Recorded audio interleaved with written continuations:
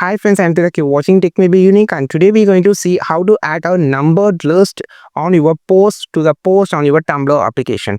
And if you are new to this channel, make sure to click on the subscribe button below. We just quickly move on to the video. How to create a numbering points or numbering points for the points we just needed, or numbering list on your Tumblr post on your Tumblr application. Just going to show in this video. Click on the new post option.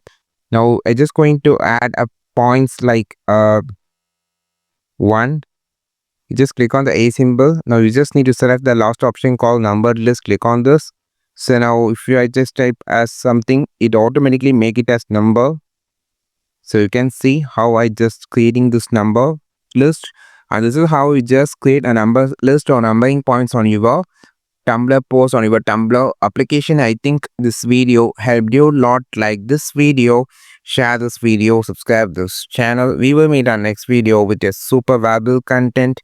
This is Tilak signing off from Tech May Be Unique. Have a wonderful and also a beautiful day.